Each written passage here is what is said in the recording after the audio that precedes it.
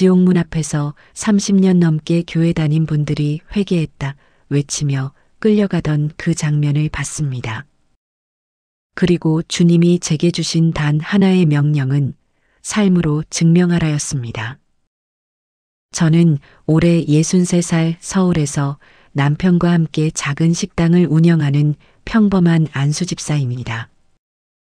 26살에 처음 교회 문턱을 밟은 이후로 37년 동안 단 한 번도 주일 예배를 거른 적이 없었고 새벽 기도는 물론이고 찬양 대장까지 맡으며 교회의 기둥처럼 살았습니다. 누가 봐도 모범적인 신앙인이었죠. 저 스스로도 천국은 당연히 제 자리가 예약되어 있다고 믿었습니다. 하지만 1년 전 그날 심장마비로 쓰러져 응급실 침대에 누워있던 그 순간 제가 본 것은 제 삶 전체가 거짓이었다는 충격적인 진실이었습니다. 눈앞에 불타는 글씨처럼 나타난 7가지 죄의 목록. 성령 회방, 용서 거부, 위선, 교만. 그 하나하나가 37년 동안 제가 저질러온 죄악들과 정확히 일치했습니다. 그곳에서 저는 절규하며 끌려가는 수많은 영혼들을 보았습니다. 그들도 저처럼 교회를 열심히 다녔던 사람들이었습니다. 그리고 저 역시 그 어둠 속으로 빨려 들어가는 순간 십자가에서 흘러내리는 붉은 피가 제 영혼을 덮었습니다. 그날 이후 제 삶은 완전히 바뀌었습니다. 주님께서 제게 주신 5가지 명령을 따라 살기 시작했을 때 믿을 수 없는 일들이 일어났습니다. 원수처럼 지내던 며느리와 눈물로 화해했고 화려한 직분을 내려놓고 화장실 청소를 시작했을 때 오히려 하나님의 음성이 더 선명하게 들렸습니다. 이 영상을 끝까지 시청하신다면 여러분도 형식적인 신앙생활에서 벗어나 진짜 살아있는 믿음이 무엇인지 깨닫게 되실 것입니다. 회개할 수 있는 시간은 심장이 뛰고 있는 지금뿐입니다. 주님의 은혜와 성령의 능력이 이 시간 여러분과 함께 하실 것을 믿습니다. 지금부터 저와 함께 기도드리겠습니다. 사랑하는 하나님 아버지, 죽음의 문턱에서 이 부족한 종을 다시 살려주신 이유가 바로 이 진리를 전하기 위함임을 믿습니다. 지금 이 영상을 보고 계신 모든 영혼의 눈을 열어주시옵소서. 우리가 습관적으로 짓고 있는 죄가 얼마나 무서운 것인지, 그리고 형식적인 신앙생활이 얼마나 위험한 것인지 깨닫게 하여 주시옵소서. 주님, 오늘 전하는 이 간증이 단순한 이야기로 끝나지 않게 하시고 듣는 이들의 삶을 송두리째 바꾸는 성령의 능력이 되게 하옵소서. 교회는 다니지만 마음은 세상에 있는 자들, 입으로는 주여 주여 하지만 삶으로는 증명하지 못하는 자들이 오늘 이 시간 진정한 회개로 나아가게 하옵소서. 예수님의 십자가 보혈이 지금 이 순간 우리의 마음과 삶을 덮어주시고 7가지 죄의 사슬을 끊어주시며 5가지 새로운 삶의 방식으로 우리를 인도하여 주시옵소서. 살아계신 구주 예수 그리스도의 이름으로 기도드립니다. 아멘.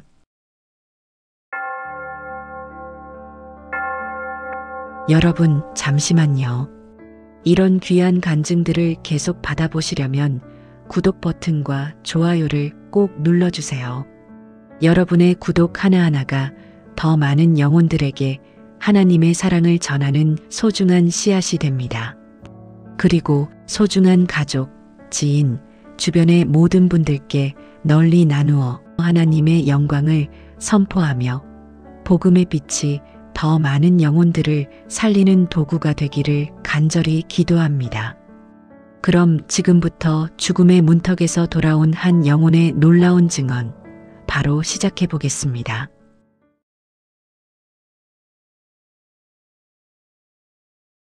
심장이 멈추는 순간 저는 제 몸에서 빠져나왔습니다. 천장 위에서 내려다보니 의료진들이 제 가슴을 누르며 심폐소생술을 하고 있더군요. 남편과 아들이 복도에서 통곡하는 모습도 보였습니다. 그런데 이상하게도 슬프거나 두렵지 않았어요. 오히려 평생 짊어지고 살았던 무거운 짐을 내려놓은 것처럼 가벼웠죠. 그때 제 앞에 환한 빛이 나타났습니다. 그 빛을 따라가니 눈앞에 거대한 문이 보였어요. 진주처럼 빛나는 아름다운 문이었습니다. 저는 한치의 망설임도 없이 그 문을 향해 걸어갔습니다. 37년 동안 교회를 다녔고 새벽 기도도 빠지지 않았고 찬양대장까지 맡았으니 당연히 천국 문이 열릴 거라고 믿었거든요. 그런데 문 앞에 서는 순간 제 앞에 불타는 글씨들이 하나씩 떠올랐습니다. 마치 붉은 불꽃으로 쓴 것처럼 글자 하나하나가 제 영혼을 찌르는 것 같았어요. 첫 번째 글씨는 성령 회방이었습니다. 그 순간 제 머릿속에 스쳐 지나가는 장면들이 있었죠. 새벽 기도 시간에 목사님이 기도하실 때 졸면서 내 생각만 하던 모습, 성경을 읽으면서도 마음은 장사 걱정으로 가득했던 모습들이었습니다. 두 번째는 용서 거부였어요. 며느리가 떠올랐습니다. 석 달 전 며느리가 제게 사과했을 때 겉으로는 괜찮다고 했지만 속으로는 여전히 미워하고 있었던 그 마음이 그대로 드러났습니다. 며느리를 향해 쏟아냈던 날카로운 말들, 뒤에서 다른 가족들에게 불평했던 순간들이 파노라마처럼 지나갔어요. 제 마음속 깊은 곳에 응어리져 있던 용서하지 않은 마음이 얼마나 썩어 있었는지 적나라하게 보였습니다. 세 번째는 위선이라는 글씨였습니다. 사람들 앞에서는 경건한 척했지만 집에서는 남편에게 짜증내고 화내던 모습, 교회에서는 웃으며 인사하지만 뒤에서는 다른 성도들을 판단하고 비난하던 모습들이 파노라마처럼 지나갔어요. 찬양대에서 하나님을 찬양하면서도 속으로는 사람들의 박수를 기대했던 제 모습이 보였습니다. 네 번째 교만, 다섯 번째 탐욕, 여섯 번째 혈기, 일곱 번째 불신앙. 일곱 가지 죄의 목록이 모두 나타났을 때 저는 그 자리에서 무릎이 꺾였습니다. 그 모든 것이 지난 37년 동안 제가 지어온 죄였기 때문입니다. 찬양대장이라는 직분 뒤에 숨어서 새벽기도 개근이라는 외형 뒤에 숨어서 저는 제 죄를 보지 않으려 했던 거예요. 그때 제 옆에서 비명소리가 들렸습니다. 고개를 돌리니 저보다 먼저 그곳에 도착한 영혼들이 보였어요. 그들도 삶에서는 교회의 기둥 같은 사람들이었을 겁니다. 하지만 지금은 어둠의 손에 붙잡혀 아래로 끌려가고 있었습니다. 그들이 외치는 소리가 제 귀를 찔렀죠. 저는 11조를 빠짐없이 했습니다. 구제도 많이 했습니다. 하지만 그 외침은 아무 소용이 없었습니다. 어둠은 그들을 삼켰고 그 비명소리는 점점 멀어져 갔어요. 한 장로님처럼 보이는 영혼은 자기가 교회를 몇십 년 섬겼다며 울부짖었지만 소용없었습니다. 권사님 같은 영혼은 자기가 얼마나 많은 봉사를 했는지 외쳤지만 그 목소리는 어둠 속으로 사라졌어요. 저는 그 장면을 보며 온몸이 얼어붙는 것을 느꼈습니다. 나도 저들과 똑같구나. 겉으로는 신앙인이었지만 속은 썩어 있었구나. 이 깨달음이 제 영혼을 관통했습니다. 제 안에서 변명이 올라왔어요. 저도 새벽 기도를 37년 했습니다. 저도 찬양대장을 12년 했습니다. 저도 11조를 빠짐없이 했습니다. 하지만 그 변명들은 입 밖으로 나오지도 못하고 목구멍에서 사라졌습니다. 그때 제 발밑에서 강한 인력이 느껴지기 시작했어요. 마치 거대한 손이 제 발목을 붙잡고 아래로 끌어당기는 것 같았습니다. 저는 필사적으로 버티려 했지만 소용없었죠. 37년 동안 쌓아 올린 모든 것들이 새벽기도 출석도 찬양대 봉사도 11조도 그 어떤 것도 이 순간 저를 구원할 힘이 없었습니다. 제 공로는 죄 앞에서 한낱 먼지에 불과했어요. 공포가 밀려왔습니다. 이대로 영원히 어둠 속으로 떨어진다는 생각에 저는 입술이 파르르 떨렸습니다. 목구멍에서 비명이 터져 나오려는 순간 저 멀리서 한 줄기 빛이 보였습니다. 어둠이 저를 완전히 삼키려는 그 순간 제 위쪽에서 강렬한 빛이 쏟아져 내려왔습니다. 그 빛은 어둠을 가르며 제게로 다가왔어요. 너무 눈부셔서 차마 똑바로 볼 수가 없었습니다. 하지만 이상하게도 그 빛이 따뜻했어요. 마치 오랜만에 만난 어머니의 품처럼 포근하고 안전한 느낌이었죠. 빛 속에서 한 분이 걸어 나오셨습니다. 그분의 얼굴은 형언할 수 없을 만큼 아름다웠지만 제 시선을 사로잡은 것은 그분의 손과 발이었습니다. 거기에는 깊은 상처가 있었고 그 상처에서 붉은 피가 흐르고 있었어요. 그 피가 제 영혼 위로 떨어지는 순간 저는 알 수 있었습니다. 이분이 바로 예수님이시라는 것을요. 저를 끌어당기던 어둠의 힘이 그 피 앞에서 물러가기 시작했습니다. 마치 빛 앞에 어둠이 설 수 없듯이 그 보혈 앞에서는 어떤 죄의 힘도 작동하지 못했어요. 저는 그 자리에 엎드려 울부짖었습니다. 주님, 제가 잘못했습니다. 37년 동안 입으로만 고백했던 그 말이 이 순간만큼은 제 영혼 깊은 곳에서부터 터져 나왔습니다. 진짜 후회였어요. 진짜 회개였습니다. 하지만 주님은 제 울부짖음을 들으시고 조용히 말씀하셨습니다. 입술로만 하는 후회가 아니라 존재 자체가 돌이켜져야 한다고, 삶이 변하지 않는 회개는 참된 회개가 아니라고 말씀하셨어요. 그 말씀이 제 가슴을 찔렀습니다. 맞았습니다. 저는 평생 입으로만 회개했던 거예요. 새벽마다 무릎 꿇고 죄를 고백했지만 예배당 문을 나서면 똑같은 삶으로 돌아갔습니다. 며느리에게 상처 주는 말을 하고 나서도 기도 시간에 용서해 달라고만 했지 진짜 며느리에게 잘못을 인정하고 사과한 적은 없었어요. 교만한 마음으로 다른 성도들을 판단했으면서도 하나님 앞에서만 교만을 회개한다고 고백했지. 제 태도는 바꾸지 않았습니다. 그때 예수님께서 천천히 제게 다가오셨습니다. 그분의 손이 제 머리 위에 얹혀지는 순간 손에서 흐르던 피가 제 이마로 흘러내렸어요. 그 피가 닿는 곳마다 뜨거운 열기가 느껴졌습니다. 아팠습니다. 마치 불에 달군 인두로 살을 지지는 것 같은 고통이었어요. 하지만 그 고통 속에서 제 안에 있던 더러운 것들이 타 없어지는 게 느껴졌습니다. 바로 그 순간 제 영혼 깊은 곳에서 말씀이 울려 퍼졌습니다. 이사야서 1장 18절 말씀이었어요. 오라 우리가 서로 변론하자. 너희의 죄가 주홍 같을지라도 눈과 같이 희어질 것이요 진홍같이 붉을지라도 양털같이 희게 되리라. 그 말씀이 제 온 존재를 관통하는 순간 저는 떨렸습니다. 주홍같이 붉었던 제 죄가 정말로 씻겨질 수 있다는 약속이었습니다. 제 눈앞에 떠있던 7가지 죄의 목록이 하나씩 지워지기 시작했습니다. 성령 회방이라는 붉은 글씨가 먼저 사라졌어요. 주홍빛처럼 선명했던 그 글씨가 예수님의 피에 닿자 눈처럼 하얗게 변하며 녹아내렸습니다. 그 순간 제 안에 성령님을 무시하고 거역했던 수많은 순간들이 떠올랐다가 예수님의 피에 씻겨 내려갔습니다.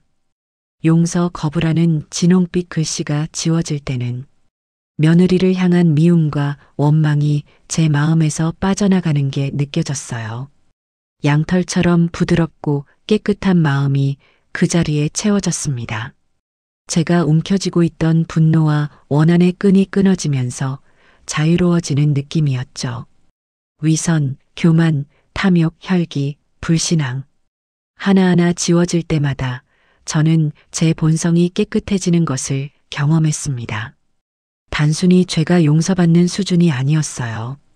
제 영혼 깊숙한 곳에 뿌리 박혀 있던 죄의 본성 자체가 뽑혀나가고 그 자리에 새로운 무언가가 채워지는 것 같았습니다. 나중에 깨달았지만 그것은 성령님이셨어요.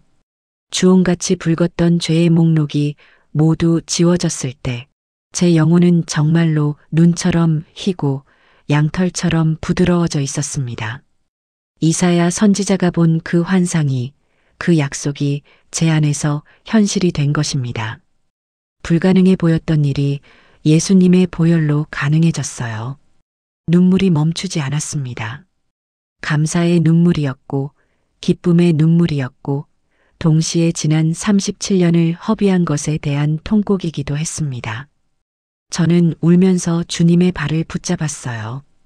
이제 조금은 알 것 같았습니다. 구원이 무엇인지, 은혜가 무엇인지, 그리고 제가 평생 놓치고 살았던 것이 무엇인지 말입니다. 발밑에서 느껴지던 지옥의 인력은 완전히 사라졌습니다. 대신 말로 표현할 수 없는 평안이 제 안에 가득 차올랐어요. 죽음이 두렵지 않았습니다. 오히려 이 평안 속에서 영원히 머물고 싶다는 생각이 들었죠. 하지만 주님은 제게 다른 계획이 있으셨습니다. 주님의 음성이 다시 들려왔습니다. 너에게 다시 기회를 주노라. 가서 삶으로 증명하라. 그 말씀과 함께 주님은 제 가슴에 손을 얹으셨습니다. 그 손길이 닿는 순간 제 심장이 다시 뛰기 시작했어요. 주님의 얼굴이 점점 흐려지고 제 주변이 어두워지면서 저는 다시 제 육체로 빨려 들어가는 것을 느꼈습니다.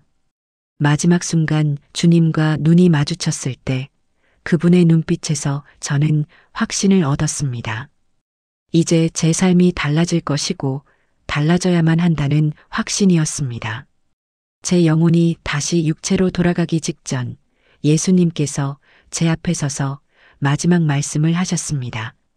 그분의 목소리는 천둥 소리처럼 웅장했지만 동시에 아버지의 음성처럼 따뜻했어요. 주님은 제가 본 7가지 죄를 이길 수 있는 5가지 삶의 방식이 있다고 말씀하셨습니다. 그리고 그것을 세상에 전하는 것이 제게 주신 사명이라고 하셨죠. 첫째, 내 혀를 다스리라. 혀는 작지만 온몸을 더럽힌다. 주님의 첫 번째 명령이었습니다. 그 말씀과 함께 제가 며느리에게, 남편에게, 다른 성도들에게 던졌던 날카로운 말들이 주마등처럼 스쳐 지나갔어요. 칭찬보다 비난이 많았고 격려보다 정죄가 많았던 제 입술에 죄가 적나라하게 드러났습니다. 둘째, 은밀한 곳에서 섬기라. 사람의 칭찬이 아니라 하늘의 상을 구하라. 두 번째 명령이 떨어졌습니다.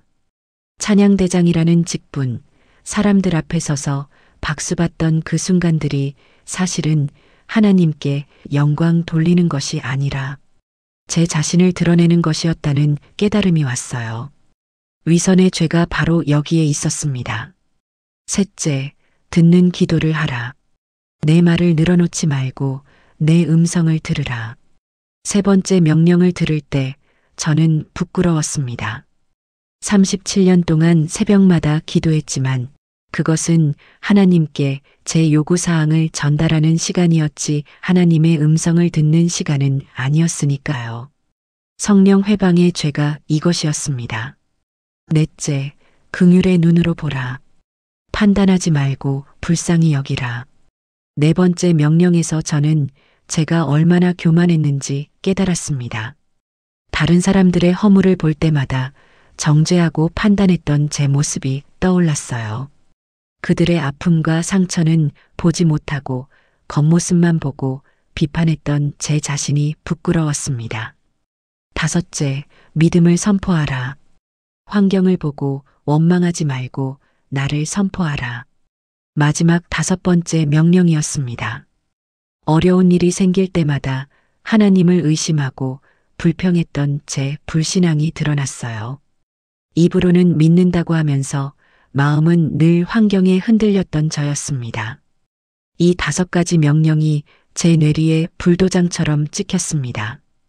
마치 돌판에 새긴 10계명처럼 제 영혼에 깊이 새겨지는 느낌이었어요. 잊으려 해도 잊을 수 없는, 지우려 해도 지울 수 없는 명령이었습니다. 주님은 마지막으로 제게 말씀하셨습니다. 이것을 삶으로 증명하고 세상에 전하라고, 그것이 다시 살아나는 이유라고 하셨습니다. 그 순간 제 의식이 육체로 빨려 들어갔습니다. 눈앞이 캄캄해지더니 갑자기 가슴에 엄청난 압박이 느껴졌어요. 누군가 제 가슴을 세게 누르고 있었습니다. 심폐소생술이었죠. 숨을 헐떡이며 눈을 떴을 때 의료진들의 놀란 얼굴이 보였습니다. 한 간호사가 심장 박동이 돌아왔다며 의사에게 외쳤고, 의사는 믿을 수 없다는 표정으로 제 맥박을 확인했어요. 살아났어요.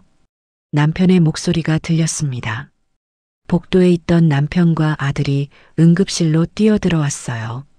남편은 제 손을 붙잡고 울었고, 아들은 하나님께 감사하다며 기도했습니다. 하지만 저는 그들을 보면서도 방금 전 주님께 받은 5가지 명령만 떠올랐어요. 이것이 꿈이 아니라는 확신이 너무나 강렬했습니다. 이번 한 사흘 동안 저는 잠을 이룰 수가 없었습니다. 눈만 감으면 주님의 음성이 들렸고, 7가지 죄의 목록이 떠올랐고, 5가지 명령이 마음을 짓눌렀어요. 담당 의사는 기적이라고 했습니다.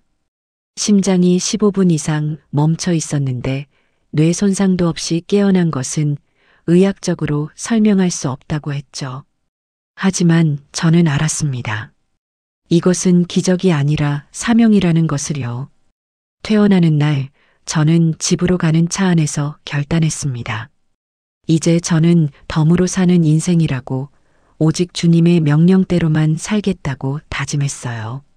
남편이 집에 도착했다며 문을 열어주었지만 저는 차에서 내리지 않고 잠시 눈을 감았습니다.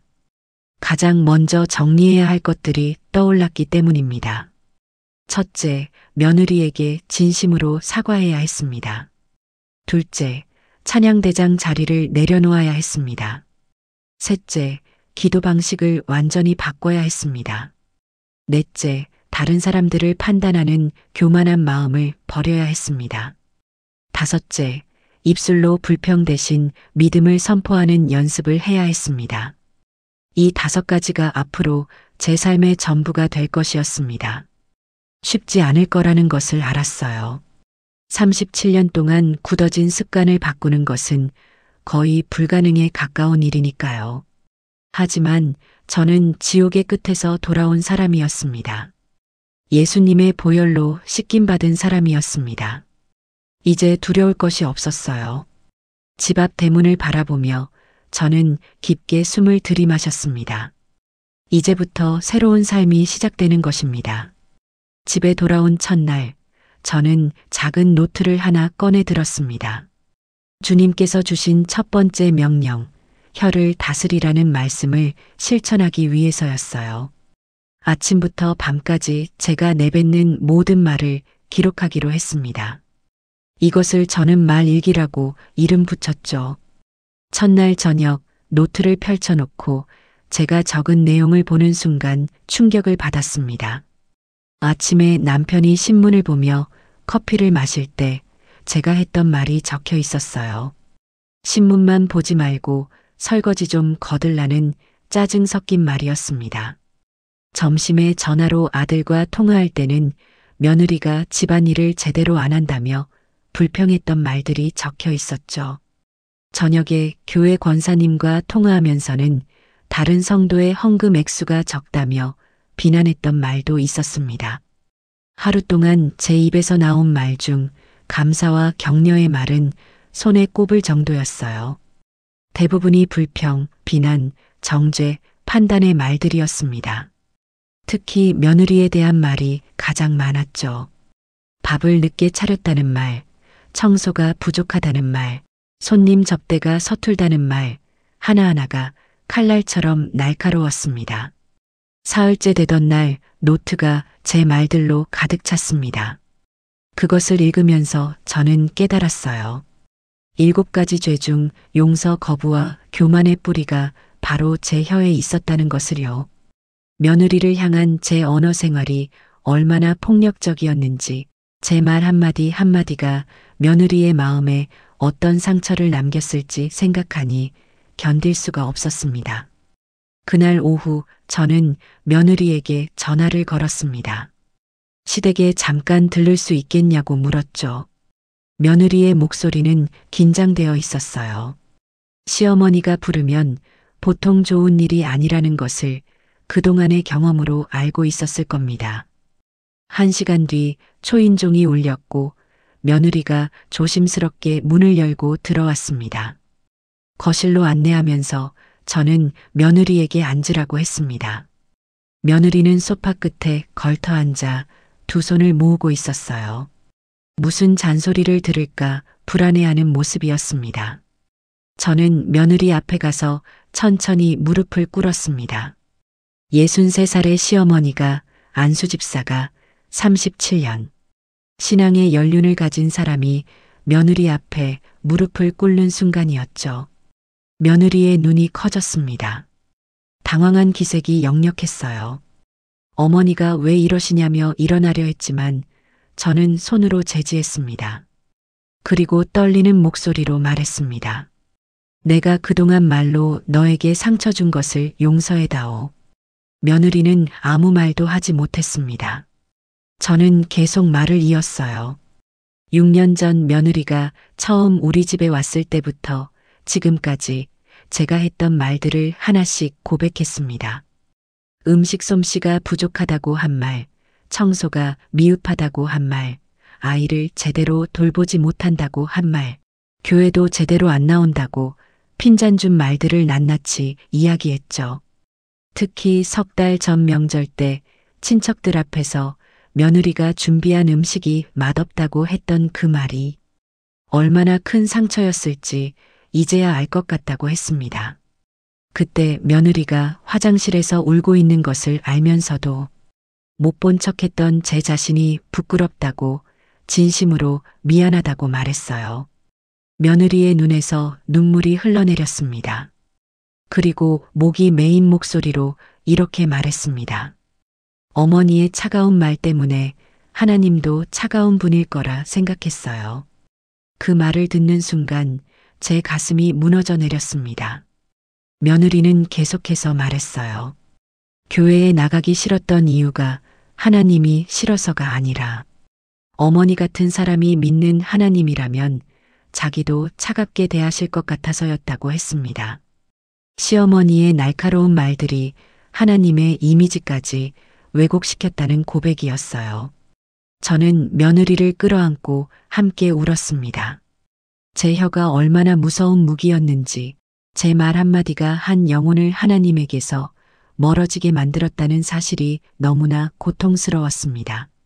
며느리도 저를 꼭 안으며 울었어요. 6년 동안 쌓였던 상처와 미움이 눈물과 함께 흘러나가는 것 같았습니다. 한참을 울고 난 후 우리는 마주보고 앉았습니다. 며느리의 눈빛이 달라져 있었어요. 경계와 두려움 대신 따뜻함이 보였습니다. 저는 며느리에게 약속했습니다. 앞으로는 상처 주는 말 대신 격려의 말을 하겠다고, 비난 대신 칭찬을 하겠다고 말이에요. 며느리는 고개를 끄덕이며 자기도 더 잘하겠다고 했습니다. 그날 저녁 며느리가 돌아간 후 저는 노트를 다시 펼쳤습니다. 오늘 며느리에게 했던 말들을 적었어요. 사과의 말, 고백의 말, 용서를 구하는 말들이었습니다. 그것을 보니 마음이 평안했습니다. 비로소 제 혀가 저주가 아니라 축복의 도구가 될 수 있겠다는 희망이 보였어요. 말 일기는 그날 이후로도 계속 이어졌습니다. 하루를 마치고 제가 한 말들을 점검하는 것이 습관이 되었죠. 실수할 때도 많았지만 점점 제 혀가 순해지는 것을 느낄 수 있었습니다. 주님께서 주신 첫 번째 명령을 실천하는 것이 이렇게 구체적이고 고통스럽지만 동시에 자유롭게 하는 일인 줄은 몰랐습니다. 며느리와의 화해 이후 일주일이 지났을 때 저는 주님께서 주신 두 번째 명령을 실천할 차례라는 것을 알았습니다. 은밀한 곳에서 섬기라는 명령이었죠. 그날 주일 오전 저는 예배를 마치고 목사님 사무실 문을 두드렸습니다. 목사님은 반갑게 맞아주셨어요. 아마 심장마비에서 기적적으로 살아난 간증을 들으려고 기대하셨을 겁니다. 하지만 제가 꺼낸 말은 달랐습니다. 12년 동안 맡아왔던 찬양대장 직분을 내려놓고 싶다고 말씀드렸어요. 목사님은 깜짝 놀라셨습니다. 건강 때문이냐고 물으셨지만 저는 고개를 저었습니다. 그리고 조심스럽게 고백했죠. 그동안 찬양대장이라는 자리가 하나님께 영광 돌리는 자리가 아니라 저 자신을 드러내는 자리였다고 말입니다. 강단 앞에서 찬양을 인도할 때마다 제 마음속에는 교만이 있었어요. 사람들의 박수와 칭찬이 좋았고 찬양을 잘했다는 말을 들으면 기뻤습니다. 하나님을 높이는 것이 아니라 제 자신을 높이고 있었던 거죠. 임사체험에서 본 위선의 죄가 바로 이것이었다고 설명했습니다. 목사님은 한참 침묵하시더니 이해한다며 고개를 끄덕이셨습니다.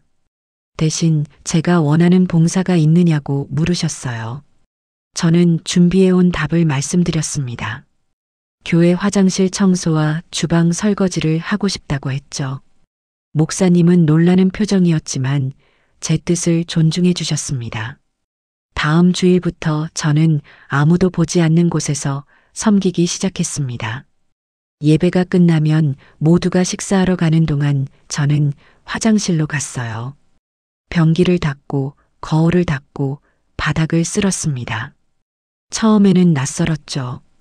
12년 동안 강단 앞에서 마이크를 잡던 손으로 이제는 걸레를 쥐고 있었으니까요.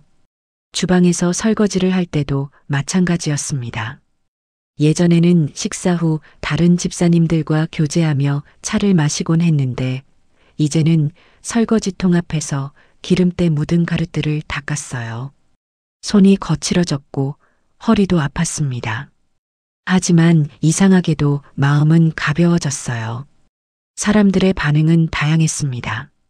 어떤 권사님은 왜 그런 일을 하느냐며 안타까워했고 어떤 집사님은 찬양대장을 그만둔 것을 아쉬워했습니다.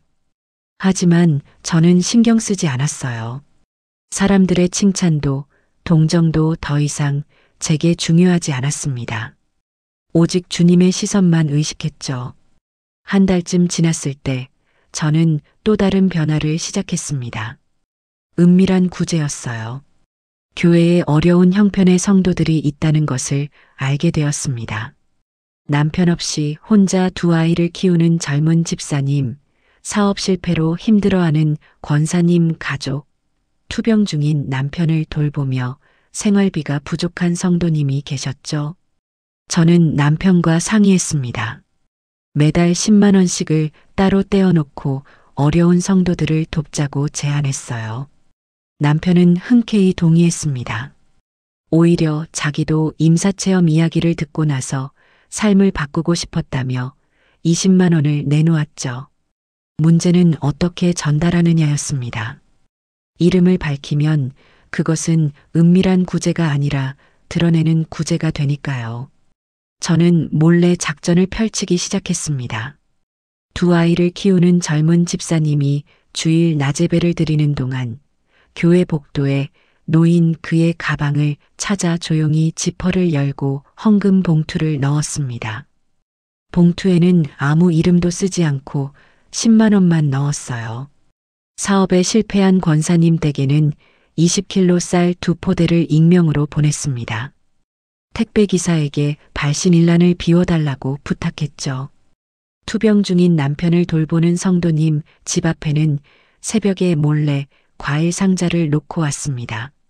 마치 비밀 요원처럼 아무도 모르게 움직이는 것이 재미있기까지 했어요. 어느 토요일 저녁 교회 화장실을 청소하던 중이었습니다. 변기를 닦으면서 걸레를 헹구는데 갑자기 눈물이 쏟아졌어요.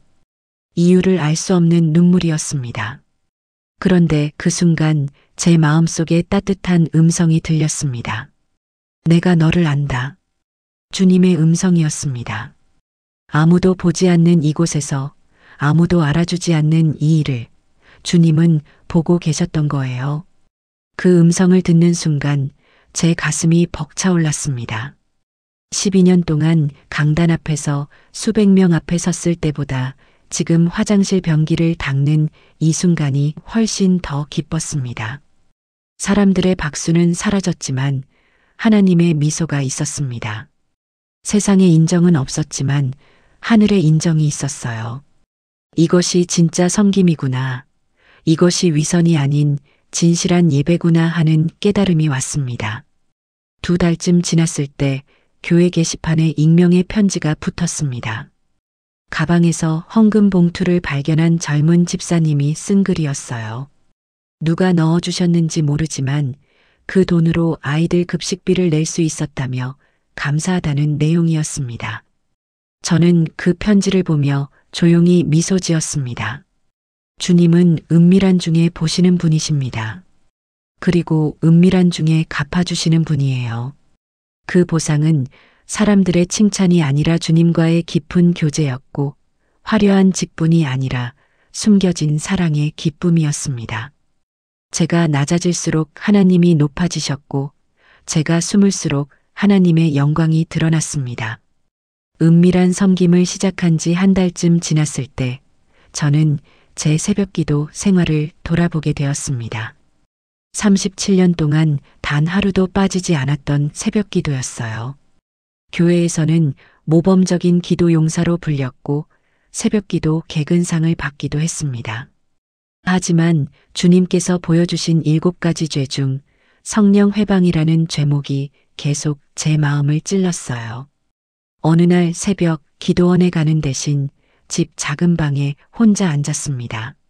성경을 펴놓고 지난 37년의 기도 생활을 돌아봤어요.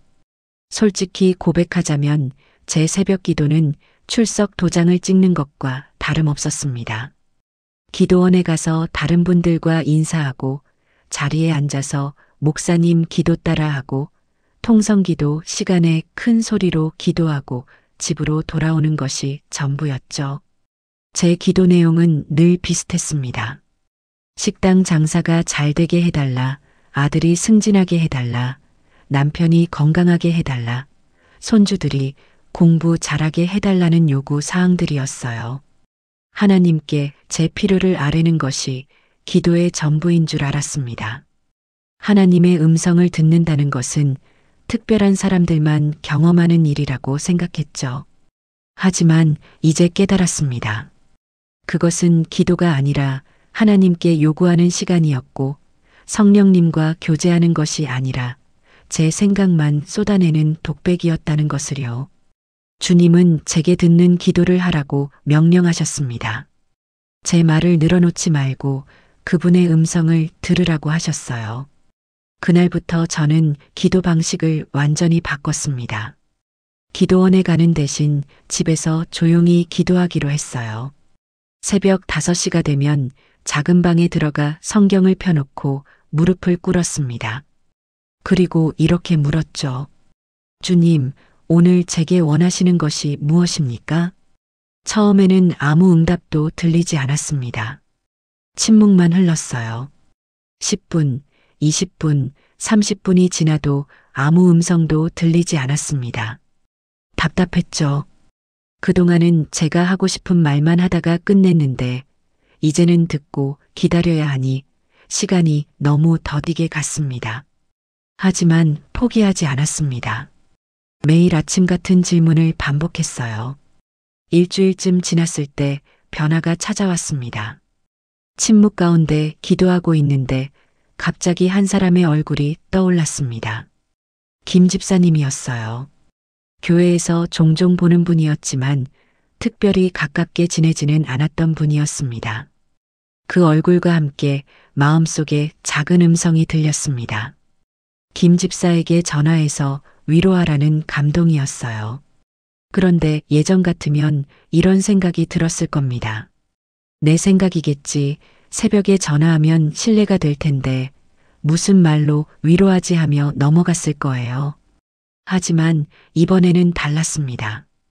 갑자기 성경 말씀이 떠올랐습니다. 사무엘상 15장 22절 말씀이었어요. 순종이 제사보다 낫고 듣는 것이 순양의 기름보다 낫다는 말씀이었죠. 그 순간 깨달았습니다. 제가 37년 동안 드린 새벽 기도라는 제사보다 지금 이 한 번의 순종을 하나님이 더 원하신다는 것을요. 저는 곧바로 전화기를 집어들었습니다. 새벽 6시였어요. 전화벨이 여러 번 울렸고 김 집사님이 받았습니다. 목소리가 평소와 달리 풀이 죽어 있었어요. 저는 최대한 밝은 목소리로 말했습니다. 새벽에 갑자기 전화해서 미안하다고 기도하다가 김 집사님 생각이 나서 안부 전화를 드린다고 했죠. 전화기 너머로 잠시 침묵이 흘렀습니다. 그리고 김 집사님의 목소리가 떨리며 들려왔습니다. 권사님, 저 지금 막 유서를 쓰고 있었어요. 그 말을 듣는 순간 제 온몸에 전율이 흘렀습니다. 김 집사님은 울먹이며 말을 이었어요. 사업 실패로 빚이 쌓여서 더 이상 살 수가 없다고 오늘 새벽에 모든 것을 끝내려고 했다고 했습니다. 그런데 권사님의 전화를 받는 순간 하나님이 자기를 포기하지 않으셨다는 생각이 들었다고 했죠. 저는 김 집사님께 당장 집에서 나오라고 했습니다. 제가 차로 데리러 가겠다고 했어요. 30분 후 김 집사님 집 앞에 도착했을 때 그는 현관문 앞에 서 있었습니다. 차에 타자마자 김 집사님은 제 손을 붙잡고 울었어요. 저도 함께 울었습니다. 그날 아침 우리는 교회로 갔습니다. 빈 예배당에서 함께 무릎 꿇고 기도했어요. 김 집사님은 하나님께 살려달라고 울부짖었고 저는 이 영혼을 지켜달라고 간구했습니다. 기도를 마친 후 우리는 목사님께 연락했고 목사님은 즉시 교회의 구제 시스템을 통해 김 집사님을 돕기로 했습니다. 집으로 돌아오는 길에 저는 계속 울었습니다. 만약 제가 성령의 감동을 무시했다면 어떻게 됐을까요? 만약 제가 순종하지 않고 내 생각이라고 치부했다면 김 집사님은 이 세상에 없었을지도 모릅니다. 37년 동안 매일 새벽마다 기도했지만 단 한 생명도 살리지 못했던 제가 단 한 번의 순종으로 한 영혼을 살릴 수 있었습니다. 그날 이후 저는 완전히 달라졌습니다. 기도가 제 요구를 전달하는 시간이 아니라 하나님의 음성을 듣는 시간이 되었어요. 성령님의 감동이 오면 즉시 순종하는 것이 습관이 되었습니다. 그러자 놀라운 일들이 계속 일어났어요. 기도 중에 특정한 사람이 떠오르면 연락했고 그때마다 그 사람은 제 연락을 간절히 기다리고 있었습니다. 주님은 제게 새로운 기도를 가르쳐 주셨습니다. 내가 죽고 성령이 사시는 기도였어요. 순종이 제사보다 낫다는 그 말씀이 이제야 제 삶에서 현실이 되었습니다. 김 집사님을 살리는 경험을 한 이후 저는 주님께서 주신 네 번째 명령을 실천해야 할 때가 왔다는 것을 느꼈습니다. 긍휼의 눈으로 보라는 명령이었어요. 그런데 이것이 생각보다 훨씬 어려운 일이었습니다. 37년 동안 굳어진 습관을 바꾸는 것은 정말 쉽지 않았거든요. 솔직히 고백하자면 저는 교회 안에서 다른 사람들을 판단하는 것이 일상이었습니다. 주일 예배 때 늦게 들어오는 성도를 보면 신앙이 부족하다고 생각했고 예배 중에 졸거나 딴짓하는 사람을 보면 속으로 비난했어요. 헌금을 적게 내는 사람을 보면 인색하다고 판단했고 화장을 진하게 하고 오는 자매를 보면 세속적이라고 여겼습니다. 특히 제가 많이 판단했던 대상은 박 권사님이었습니다. 그는 말이 많고 목소리가 컸으며 때로는 무례하게 느껴질 때도 있었어요. 예배 후 교제 시간에 다른 사람 말을 자르고 자기 이야기만 하는 모습을 볼 때마다 제 안에서 비판의 생각이 올라왔습니다. 몇 년 동안 그를 피했고 다른 성도들과 이야기할 때도 박 권사님에 대한 불평을 늘어놓곤 했죠. 하지만 임사체험에서 본 7가지 죄 중 교만이라는 죄목이 바로 이 판단하는 마음에서 나온다는 것을 깨달았습니다. 제가 다른 사람을 판단할 때마다 저 자신을 의롭다고 여기는 교만이 작동하고 있었던 거예요. 마치 바리새인처럼 말입니다. 어느 주일 오후 저는 작은 방에 앉아 결단했습니다. 이제 심판관의 눈을 완전히 뽑아버리기로 했어요. 다른 사람을 판단하는 순간 그것을 즉시 회개하고 대신 그 사람을 위해 기도하기로 작정했습니다. 쉽지 않을 거라는 것을 알았지만 주님께서 주신 명령이었기에 순종하기로 했죠. 다음 주일 예배를 드리는 동안 시험이 왔습니다. 앞자리에 앉은 젊은 자매가 예배 중에 계속 휴대폰을 보고 있었어요. 예전 같으면 속으로 비난했겠지만 저는 즉시 마음을 돌렸습니다. 주님, 저 모습이 바로 제 모습입니다. 제가 예배 중에 장사 걱정하고 세상 생각했던 것과 무엇이 다르겠습니까? 저 자매를 판단하지 않고 축복하게 하소서. 예배가 끝난 후 교제 시간에 또 다른 시험이 왔습니다. 박 권사님이 큰 목소리로 자기 이야기를 하고 있었어요. 다른 사람들은 지루한 표정이었고 저도 자리를 피하고 싶었습니다. 하지만 이번에는 달랐어요. 저는 박 권사님을 다시 바라봤습니다. 긍휼의 눈으로 보려고 애썼죠. 그때 처음으로 보였습니다. 박 권사님의 큰 목소리 뒤에 숨겨진 외로움이 보였어요. 그가 말을 많이 하는 이유는 사람들의 관심을 받고 싶어서였구나. 무례해 보이는 행동 뒤에는 인정받고 싶은 절실함이 있었구나. 그동안 제가 그의 행동만 보고 마음은 보지 못했다는 것을 깨달았습니다. 저는 박 권사님 옆에 앉았습니다. 그가 이야기를 끝낼 때까지 진심으로 들어주었어요. 예전 같으면 적당히 들은 척하고 자리를 떴겠지만 이번에는 눈을 마주치며 고개를 끄덕였습니다. 박 권사님은 제가 진심으로 들어주는 것을 느꼈는지 이야기를 마친 후 제 손을 잡았습니다. 고맙다는 말과 함께 눈시울이 붉어졌어요. 그날 이후 저는 의식적으로 긍휼의 눈을 연습했습니다. 누군가의 허물이 보일 때마다 판단의 말이 입술까지 올라왔지만 입을 다물었어요. 입술을 깨물 정도로 참았습니다. 대신 마음속으로 기도했죠. 주님, 저 사람의 상처를 보게 하소서. 그의 아픔을 느끼게 하소서. 놀라운 일이 일어나기 시작했습니다. 긍휼의 안경을 쓰고 사람들을 보니 전에는 보이지 않던 것들이 보였어요. 예배에 늦게 오는 청년은 사실 밤새 아픈 어머니를 간호하다가 온다는 것을 알게 되었습니다. 헌금을 적게 내는 집사님은 실직 상태에서도 11조를 드리기 위해 애쓰고 있다는 것을 알게 되었죠. 화장을 진하게 하는 자매는 얼굴의 화상 흉터를 가리기 위해서였다는 사실도 알게 되었습니다. 한 달쯤 지났을 때 변화가 찾아왔습니다. 교회 청소년부 교사인 이 집사님이 제게 다가와 말했습니다. 권사님, 요즘 눈빛이 달라지셨어요. 예전에는 무서워서 다가가기 힘들었는데 지금은 따뜻해 보여요. 그 말을 듣는 순간 제 가슴이 뜨거워졌습니다. 제 눈빛이 달라졌다는 것은 제 마음이 변했다는 증거였어요. 판단의 눈이 긍휼의 눈으로 바뀐 것입니다. 그 후로 사람들이 제게 더 쉽게 다가왔습니다. 고민을 털어놓고 기도 제목을 나누고 위로를 구했어요. 박 권사님과도 가까워졌습니다. 어느 날 그가 제게 조용히 말했습니다.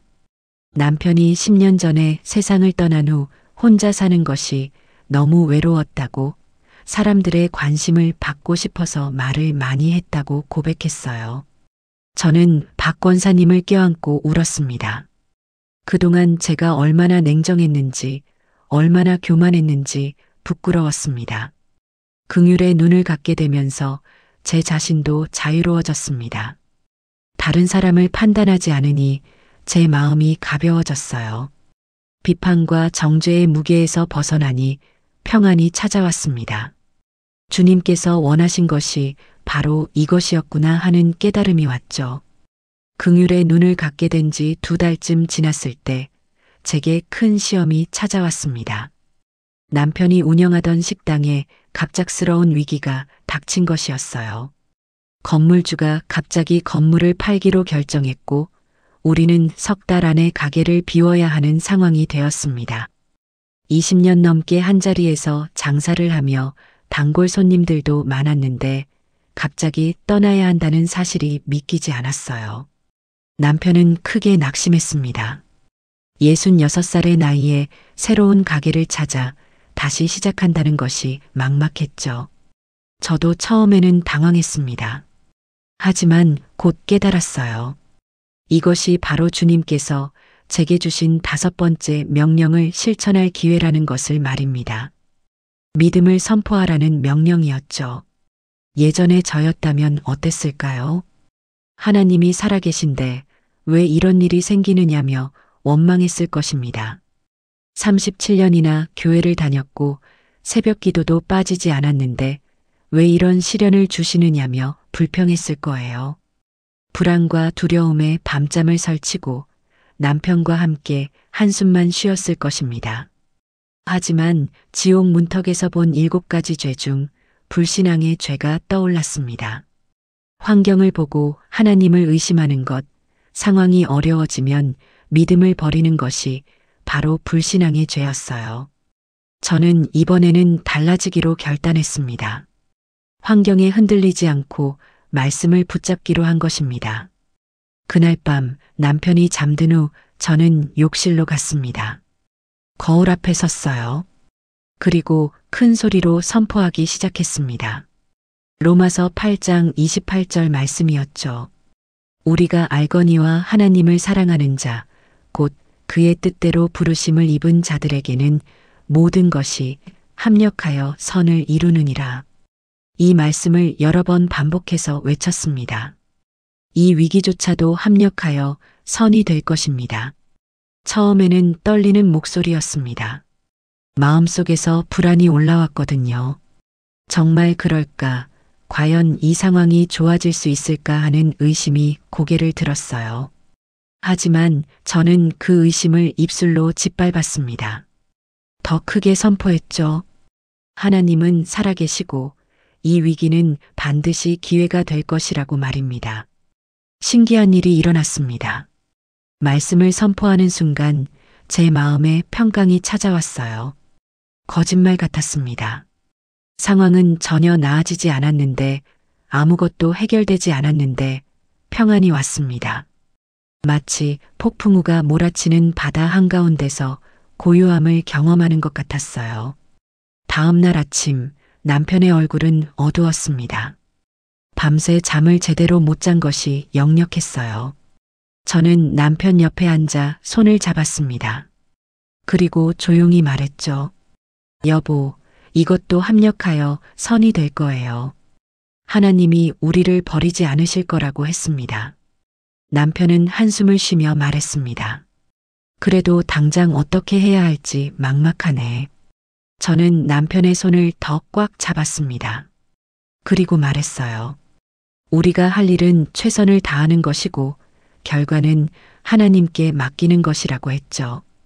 예전에 제가 했다면 위선적으로 들렸을 말이었지만 이번에는 달랐습니다. 제 안에 진짜 믿음이 있었거든요. 저는 매일 아침 거울 앞에서 말씀을 선포하는 것을 습관으로 만들었습니다. 두려움이 찾아올 때마다 입술을 열어 믿음을 선포했어요. 때로는 눈물이 났습니다. 상황이 쉽게 풀리지 않았기 때문입니다. 하지만 울면서도 선포했습니다. 하나님은 신실하시고 그분의 계획은 선하다고 말입니다. 일주일쯤 지났을 때 첫 번째 변화가 왔습니다. 단골 손님 중 한 분이 자기가 아는 건물주를 소개해 주겠다고 연락을 해왔어요. 그 건물은 우리 가게에서 10분 거리에 있었고 임대료도 지금보다 저렴했습니다. 우연이라고 하기에는 너무 적절한 타이밍이었죠. 2주일 후에는 또 다른 기회가 왔습니다. 은행에서 소상공인 지원 대출 프로그램이 있다는 연락을 받았어요. 이사 비용과 인테리어 비용을 저금리로 지원받을 수 있다는 내용이었습니다. 남편은 이게 다 우연일까 하며 고개를 갸우뚱했지만 저는 알았습니다. 이것이 하나님의 손길이라는 것을요. 한 달 후 우리는 새로운 건물로 가게를 옮기게 되었습니다.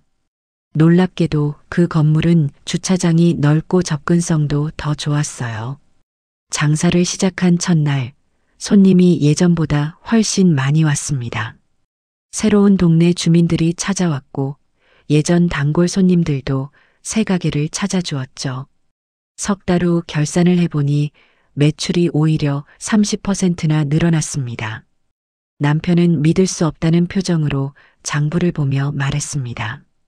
위기인 줄 알았는데 오히려 축복이었다고, 억지로 내쫓긴 줄 알았는데 하나님이 더 좋은 곳으로 인도하신 것이었다고 했어요.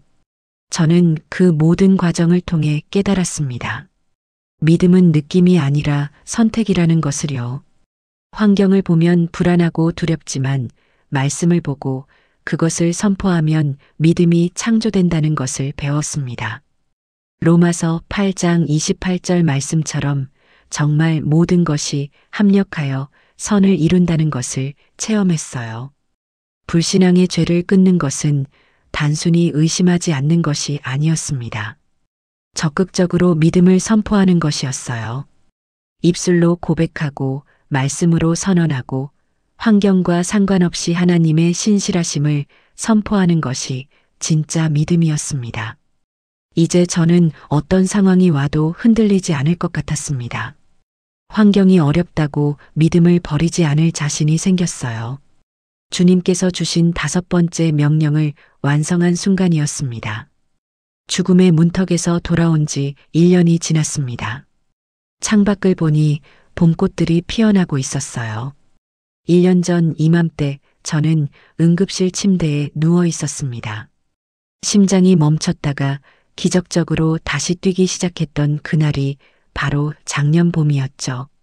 그때와 지금을 비교하면 제 삶은 완전히 다른 풍경이 되어 있었습니다. 가장 큰 변화는 며느리와의 관계였습니다. 6년 동안 냉랭했던 우리 사이는 이제 진짜 모녀처럼 가까워졌어요. 며느리는 매주 우리 집에 들러 함께 저녁을 먹고 주일에는 같이 교회에 갑니다. 예전에는 억지로 끌려오던 며느리가 이제는 새벽 기도까지 나오기 시작했어요. 저와 함께 무릎 꿇고 기도하는 며느리를 보면 눈물이 납니다. 지난달에는 며느리가 교회 주방 봉사팀에 자원했습니다. 처음에는 서툴렀지만 지금은 다른 성도들과 함께 기쁘게 섬기고 있어요. 목사님은 며느리의 변화를 보며 기적이라고 하셨습니다. 하지만 저는 알아요. 이것은 제가 먼저 무릎 꿇고 사과했을 때부터 시작된 변화라는 것을요. 제 혀가 달라지니 며느리의 마음이 열렸고 제 교만이 무너지니 며느리의 영혼이 살아난 것입니다. 남편과의 관계도 깊어졌습니다. 40년 가까이 함께 살았지만 예전에는 그저 동거인 같았어요. 같은 공간에서 살지만 마음은 따로였죠. 하지만 이제는 달라졌습니다. 식당 위기를 함께 겪으며 남편도 변했어요. 제가 믿음으로 선포하는 모습을 보면서 남편도 기도하기 시작했습니다. 이제 남편은 새벽에 저보다 먼저 일어나 성경을 읽습니다. 가게에서 손님이 없을 때는 찬송을 부르고 어려운 손님을 만나면 먼저 기도하자고 합니다. 신혼 때보다 지금이 더 좋다고 남편이 말했을 때 저는 울었어요. 40년을 함께 살았지만 진짜 영적 동반자가 된 것은 이 1년이었습니다. 교회에서의 변화도 놀라웠습니다. 석 달 전쯤이었나요? 주일 예배를 마치고 화장실 청소를 하고 있는데 목사님이 오셨어요. 목사님은 제게 감동적인 이야기를 들려주셨습니다. 한 달 전 교회에 처음 나온 새 신자가 있었는데 그가 정착한 이유가 바로 제 뒷모습을 보고서였다고 합니다. 그 새신자는 교회가 위선적이라고 생각해서 20년 넘게 교회를 멀리했던 사람이었대요. 하지만 우연히 화장실에 갔다가 무릎 꿇고 변기를 닦는 제 모습을 봤다고 합니다. 안수 집사라는 명찰을 단 사람이 아무도 보지 않는 곳에서 묵묵히 청소하는 모습에 충격을 받았다고 했어요. 저는 그 이야기를 들으며 떨렸습니다. 제가 은밀하게 섬긴 것을 주님이 보셨고 그것을 통해 한 영혼을 인도하셨다는 사실이 믿기지 않았습니다. 김 집사님도 완전히 회복되었습니다. 자살을 시도하려던 그날 새벽 제 전화를 받은 후 그는 교회의 도움으로 빚을 정리하고 새로운 일을 시작했어요. 지금은 작은 가게를 운영하며 안정된 생활을 하고 있습니다. 얼마 전에는 저를 찾아와 이렇게 말했습니다. 권사님, 제가 지금 살아있는 것은 권사님이 성령의 음성에 순종하셨기 때문입니다. 그 말을 들으며 저는 다시 한번 깨달았습니다. 순종이 얼마나 중요한지, 듣는 기도가 얼마나 능력 있는지를요. 37년 동안 새벽 기도를 다녔지만 한 생명도 살리지 못했던 제가 단 한 번의 순종으로 한 영혼을 살렸습니다. 박 권사님과는 이제 가장 가까운 친구가 되었습니다. 매주 화요일 오후면 우리 집에 와서 함께 차를 마시며 기도해요. 예전에 제가 그를 얼마나 판단하고 비난했는지 생각하면 부끄럽습니다. 긍휼의 눈으로 보니 그는 외로움과 싸우는 연약한 사람이었을 뿐이었어요. 지금은 서로의 기도 제목을 나누고 중보하는 귀한 동역자가 되었습니다. 하지만 무엇보다 가장 큰 변화는 제 안에서 일어났습니다. 바로 죽음에 대한 두려움이 완전히 사라진 것이에요. 예전에는 죽음이라는 단어만 들어도 불안했습니다. 37년을 교회 다녔지만 천국에 갈 확신이 없었거든요. 막연히 갈 수 있을 거라고 생각했지만 확신은 없었죠. 그런데 지금은 다릅니다. 오늘 밤 주님이 저를 부르셔도 기쁘게 갈 수 있어요. 요한계시록 22장 20절 말씀처럼 아멘 주 예수여 오시옵소서라고 답할 준비가 되어 있습니다. 이것이 진짜 평안이구나. 이것이 구원의 확신이구나 하는 것을 이제야 알게 되었어요. 매일 아침 일어나면 저는 감사합니다. 오늘도 숨 쉴 수 있고 주님을 섬길 수 있고 사랑할 수 있다는 것이 감사해요. 이제 저는 덤으로 사는 인생입니다. 주님이 다시 기회를 주신 이 삶을 한순간도 허투루 쓰고 싶지 않습니다. 1년 전 임사체험에서 본 7가지 죄의 목록은 여전히 제 기억에 생생합니다. 성령 회방, 용서 거부, 위선, 교만, 탐욕, 혈기, 불신앙. 그 끔찍했던 기억이 이제는 제게 거룩한 경보기가 되었어요. 제가 잘못된 길로 가려 할 때마다 그 기억이 저를 깨웁니다. 말을 함부로 하려 할 때, 남을 판단하려 할 때, 환경을 보고 불평하려 할 때, 그날의 기억이 떠오르며 저를 돌이키게 합니다. 저는 이제 주님께서 주신 5가지 명령을 날마다 실천하며 살아갑니다. 말일기를 쓰고 은밀하게 섬기고 듣는 기도를 하고 긍휼의 눈으로 보고 믿음을 선포합니다. 완벽하지는 않아요. 여전히 실수하고 넘어질 때도 많습니다. 하지만 방향은 분명합니다. 저는 이제 천국을 향해 걸어가고 있고 그 길에서 한 사람이라도 더 함께 가기를 원합니다. 1년이라는 시간 동안 제 삶은 완전히 새로워졌습니다. 같은 사람이지만 다른 인생을 사는 것 같아요. 죽음의 문턱에서 돌아온 것이 아니라 새로운 생명으로 태어난 것입니다. 사랑하는 여러분, 제 이야기가 끝나갑니다. 하지만 여러분의 이야기는 지금부터 시작되어야 합니다. 1년 전 지옥문 앞에서 제가 깨달은 것은 신학적인 지식이 아니었습니다. 성경 지식도 교리도 신학 이론도 아니었어요. 바로 삶이었습니다. 어떻게 살았는가, 무엇을 행했는가, 진짜 변화가 있었는가가 전부였습니다. 37년 동안 교회를 다녔고 새벽 기도를 빠지지 않았고 찬양대장까지 맡았지만 그것은 제 구원을 보장하지 못했습니다. 오히려 그 모든 것 뒤에 숨어있던 7가지 죄가 저를 고소했어요. 성령 회방, 용서 거부, 위선, 교만, 탐욕, 혈기, 불신앙. 이 7가지 죄는 교회 직분으로 가려지지 않았고 출석 기록으로 지워지지 않았으며 헌금으로 씻어지지 않았습니다. 하지만 주님은 저를 포기하지 않으셨습니다. 지옥 문턱에서 예수님의 보혈로 저를 씻어주셨고 다시 살아날 기회를 주셨어요. 그리고 7가지 죄를 이길 수 있는 5가지 무기를 주셨습니다. 오늘 제가 나눈 이 5가지 행동이 바로 그것입니다. 첫째, 말을 다스리는 것입니다. 말 일기를 쓰며 제 혀가 얼마나 무서운 무기인지 깨달았어요.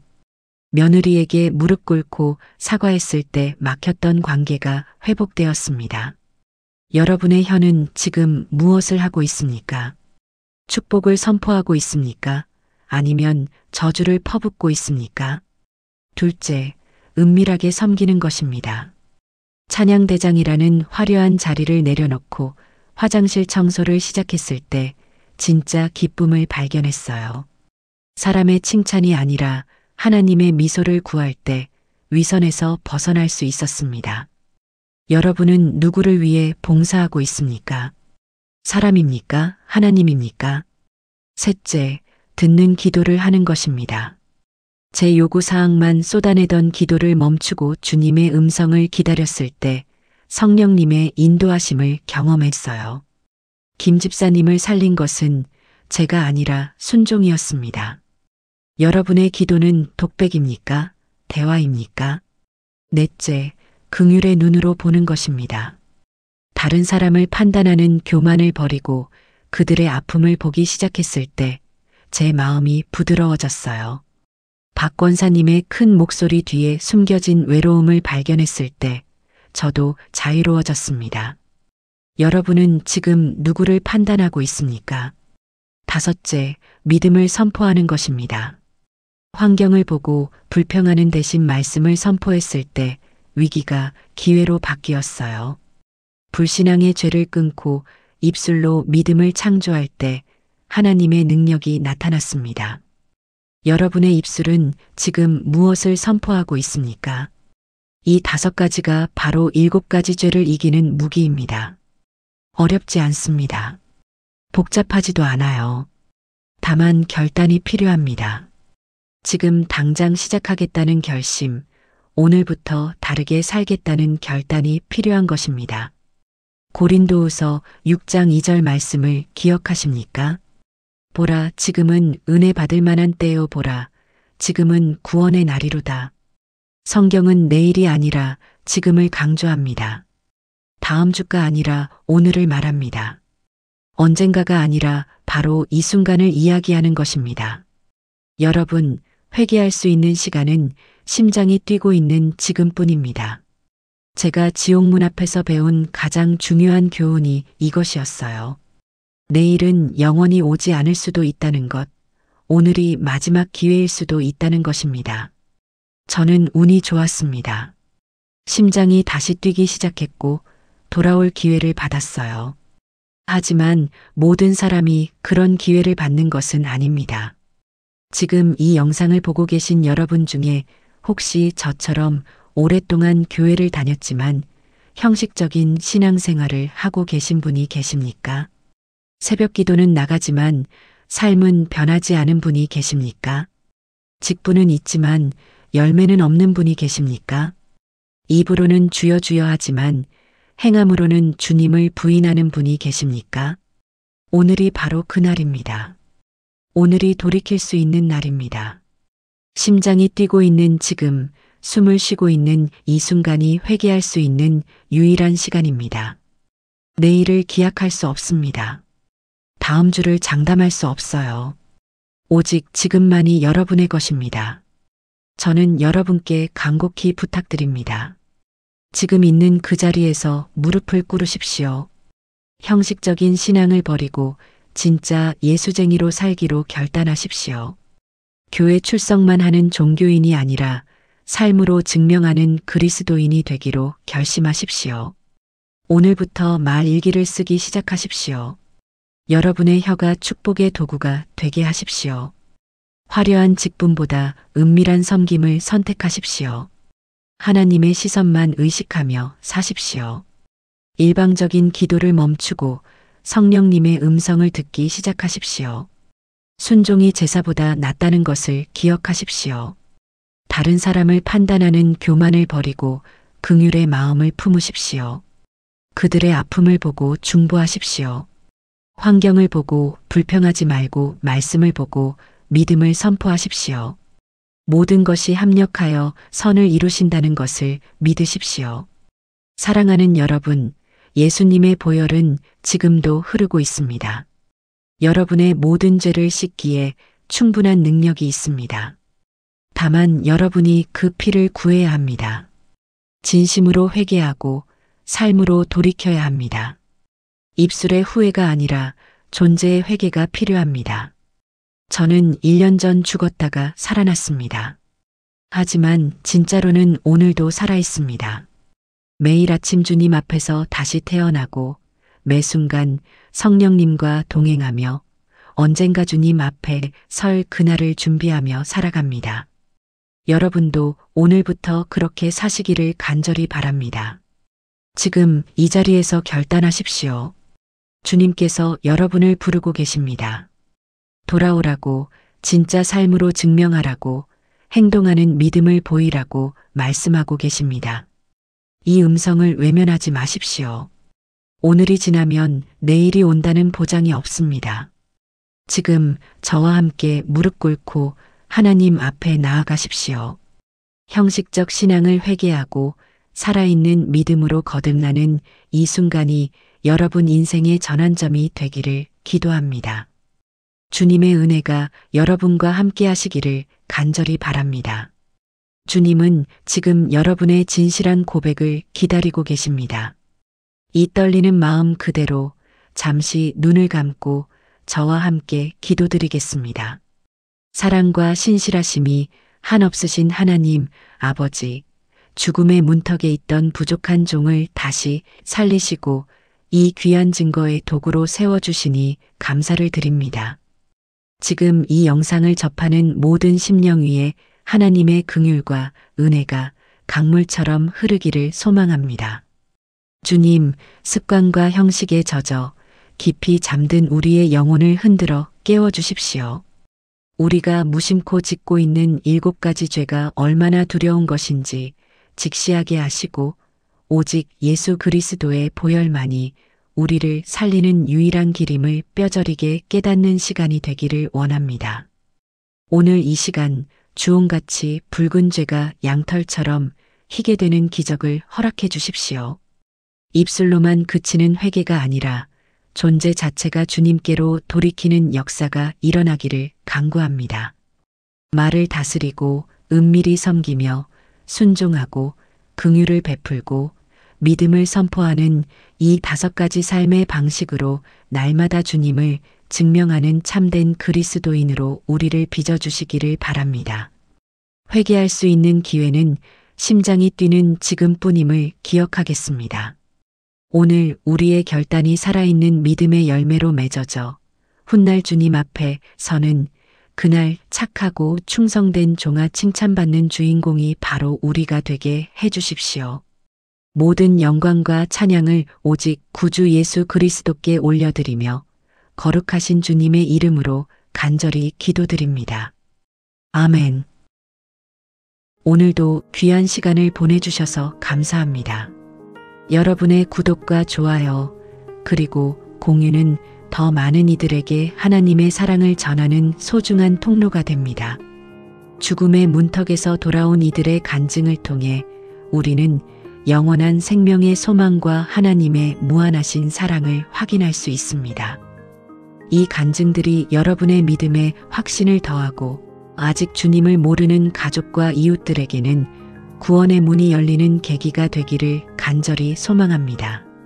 하나님께서 이 시대에 주시는 특별한 메시지들을 계속해서 전해드리겠습니다. 다음 간증으로 다시 찾아뵙겠습니다. 주님의 은혜가 여러분과 함께 하시길 기도드립니다. 감사합니다.